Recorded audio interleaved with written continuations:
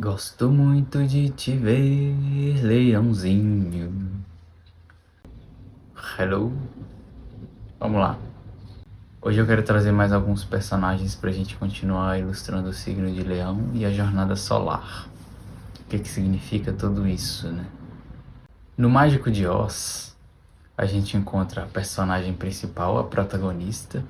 Aqui a gente já pode ver a heroína da história, o próprio sol da história, a gente vê na Dorothy. E essa personagem, ela vai enfrentar a bruxa má e ela tem uma bruxa boa que a auxilia. Então é como se fosse assim, ela vai enfrentar uma sombra, um desafio na vida dela. Quando a gente vai enfrentar algum dilema na nossa vida, a gente pode ver como essa bruxa má. A bruxa boa é aquela que ajuda ela, que dá bons conselhos. A gente sempre tem como alcançar bons conselhos e eles sempre chegam na nossa vida nos momentos de dificuldade, na nossa jornada. E a personagem principal, ela tem 3 amigos. Ela tem um homem de lata, que busca um coração, um espantalho, que busca um cérebro, e um leão, que busca coragem. Todos esses personagens fazem parte da protagonista. Todos os signos, todos os planetas fazem parte da gente mesmo. Só que a gente vê eles espelhados lá fora até compreender que eles são partes de nós mesmos. Para isso tem todo um processo. E aí o homem de lata, ele quer um coração porque uma pessoa sem coração é uma pessoa que não tem um propósito de vida. A gente pode ver dessa forma. O espantalho quer um cérebro porque uma pessoa que não pensa, ela segue apenas os instintos de uma maneira descontrolada. E o leão, que é o nosso símbolo principal aqui, ele busca coragem. Você imagina uma pessoa que tem toda uma jornada para seguir, que no caso é a própria protagonista, sem ter coragem. É como se o medo paralisasse essa pessoa e não desse permissão para que ela agisse. A pessoa paralisa e não vai. Então, o leão sem coragem pode representar aqui um indivíduo sem a coragem, sem o próprio centro, sem a própria conexão com a luz. No fim das contas, eles veem que o Mágico de Oz, na verdade, era apenas uma pessoa que estava ali ditando os caminhos e é como se fosse uma luz no fim do túnel.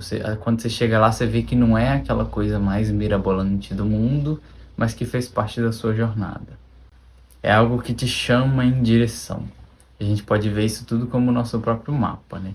Ele te chama em direção a você mesmo e à medida que você vai se descobrindo, se desenrolando, é como se você estivesse se familiarizando de você mesmo. Você está se relembrando de quem você é.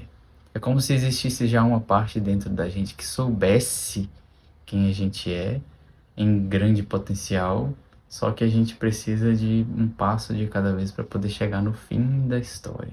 Um outro personagem, esse é bem famoso, quem não conhece o Rei Leão? Pois é, vamos para a história do Rei Leão, porque também representa a jornada solar. Nada melhor do que representada por um próprio leão, né? Quem é o leão? É o rei da selva. É considerado o rei dos animais, porque ele tem toda uma majestade, né?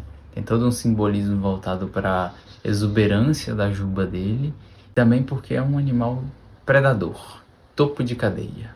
Assim como um rei também está no topo, um imperador, um faraó. Então no Rei Leão a gente vê que o protagonista, o Simba, ele tem toda uma jornada a seguir. Depois da perda do pai dele, ele vê o próprio destino sendo apresentado a ele e qual que é a primeira postura? A fuga. Ele não quer aceitar a realidade como ela é, ele não quer aceitar que agora ele precisa ser dono da própria verdade, dono de si mesmo e dono e rei de todo um reino. Difícil. Então ele foge. Nessa fuga, ele vai se fortalecendo. O que seria essa fuga, né? É quando a gente vai negando o que a gente deve fazer, que a gente sente que gostaria de fazer, que o coração da gente manda, por medo, por bloqueios, por necessidade da alquimia acontecer. Quando a gente vai fugindo, ao mesmo tempo que a gente foge, a gente está seguindo um caminho que no fim das contas vai levar a gente para o nosso destino, vamos colocar assim. Então nessa fuga dele, ele encontra 2 amigos. Aqui os amigos aparecem novamente, assim como lá no Mágico de Oz. Timão e Pumba. Então o Simba encontra esses amigos que estão ali com ele, de alguma forma fortalecem, dão alegria, dão cor para a vida dele. É assim a gente consegue ver os amigos de verdade que a gente tem na nossa vida. De alguma forma deixa as coisas mais leves, porque o caminho solar ele é muito individual de cada um. Mas tendo pessoas do lado, cada um seguindo a sua jornada em paralelo, isso ajuda bastante. E o Simba tem um tutor, né? Sempre um rei que não está preparado para o reinado tem um tutor. Mais uma vez, o que é esse tutor? São os conselheiros que a vida nos traz. São os livros que a vida nos traz. A nossa busca e aquilo que a gente recebe também como conselho, como pessoas com mais experiência, que servem de admiração e coisas do tipo. Então ele tem aquele macaco que ajuda ele. Ele vai trazendo para ele alguns conselhos filosóficos para ele refletir sobre a vida e tudo mais. Isso é extremamente importante. Para ir colocando pensamentos e ideias na cabeça dele para ele ir tendo as reflexões próprias dele. Então aqui a gente já vê. O rei não nasce pronto. A nossa jornada solar ela é trilhada. A gente não nasce rei, a gente se torna rei. Às vezes a gente tem uma tendência mais fácil de chegar no próprio trono, vamos colocar assim, mas sempre terão os desafios. Mais um outro personagem que a gente vê no filme, a Nala. A gente, querendo ou não, quer um crush do lado, né? Para poder passar pela nossa aventura. E aí são os relacionamentos que a vida nos traz, que eles podem nos ajudar no fortalecimento, mas que eles podem ser um tanto perigosos. Porque quando a gente entra num relacionamento, ainda assim a gente não pode depositar a nossa jornada individual na mão da outra pessoa. E aí as pessoas se entrelaçam e vivem num círculo entre si e acabam não avançando. Mas aí é papo para outra hora. E temos também o vilão da história, sempre tem um vilão, e o vilão pode representar a própria sombra dele, né? Que é o tio dele, o Scar. Eu acho que é tio, né? Ali o Scar representa essa sombra dele, como eu disse. E veja só, ele, o Simba, é rei por direito. Ele tem o direito de exercer aquela função porque tá na linhagem dele. E qual que é o papel do tio? Qual que é o papel dessa sombra? Eliminar. Porque eliminando o futuro rei, ele se tornaria o sucessor. A gente vê muito isso nessas histórias, né? Onde a família quer eliminar os filhos do rei para poder o irmão ou o tio ou um outro parente exercer o trono. Então o que a gente vê aqui? Todo mundo tem o direito divino de seguir a própria vida, de exercer a própria função na vida. E isso ao mesmo tempo que é um direito, é um dever. A gente tem um papel a cumprir, de alguma forma. Não que tenha que ser uma coisa muito extravagante, mas o nosso lugar é o nosso lugar. Ninguém ocupa o mesmo lugar que o outro.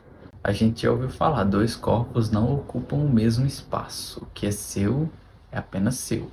E aí tem toda essa sombra que de alguma forma fortalece ele. Por quê? Porque se ele não assumir o próprio reinado de direito e de dever dele, o Scar vai assumir. Se o Scar assumir o trono, ele representa um personagem sombrio. Quando o nosso lado sombrio toma posse, a gente reina por tirania. E aí a gente causa mais medo nas pessoas ao nosso redor do que admiração. Então ele vê esse tio sendo um potencial para o rei, só que se ele chegasse nesse trono seria muito pior.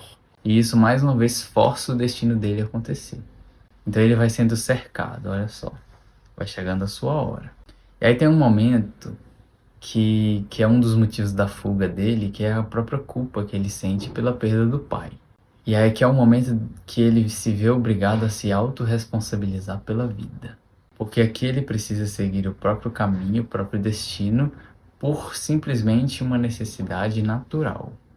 Existe um momento que a gente precisa seguir adiante. Faz parte da evolução humana. E aí, nesses sentimentos de culpa dele e tudo mais, tem um momento que ele conversa com o pai dele, que aparece nas nuvens. Mesmo o pai dele não estando mais presente fisicamente na vida dele, ele está presente internamente no coração dele. Ele é um sucessor daquele rei. Então ele traz o pai dele junto de si. Então essa voz que aparece do pai dele para ele faz parte dele mesmo. É como se fosse o próprio eu superior dele falando com ele: vai lá, confia em ti mesmo e siga o seu caminho.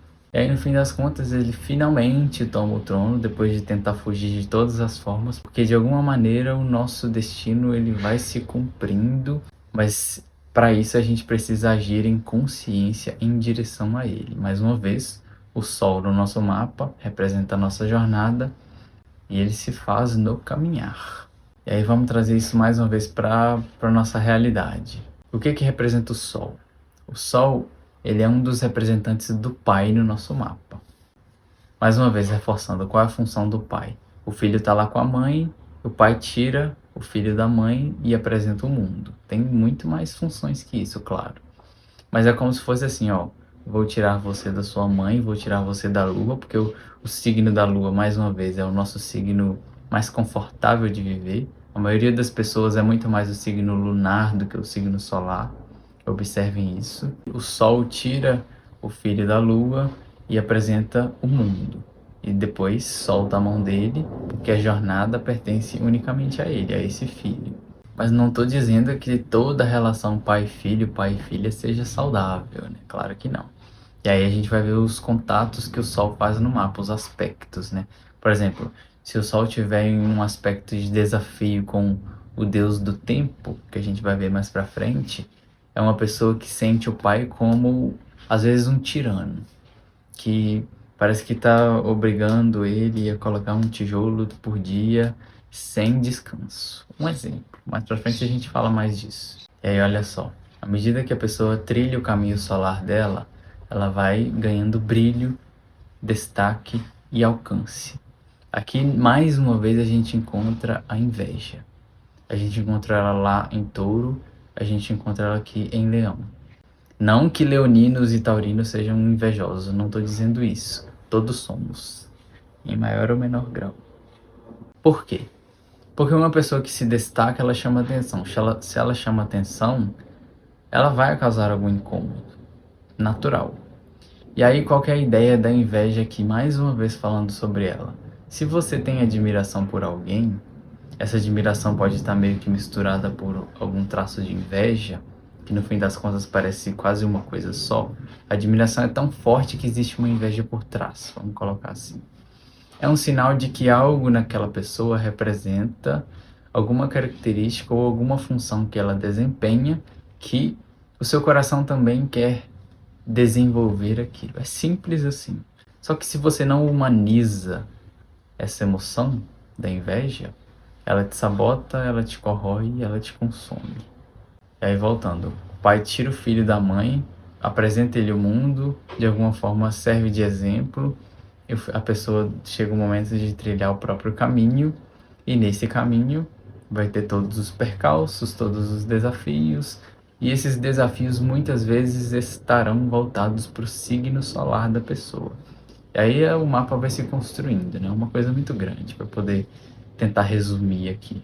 E uma pessoa que não tem a presença do pai, eu já falei outra vez, vou reforçar. Se ela não tem um exemplo de rei, ela se torna o próprio rei e cria o próprio reinado. Se ela não quiser fazer isso, ela pode se colocar como vítima. Ela tem todo o direito.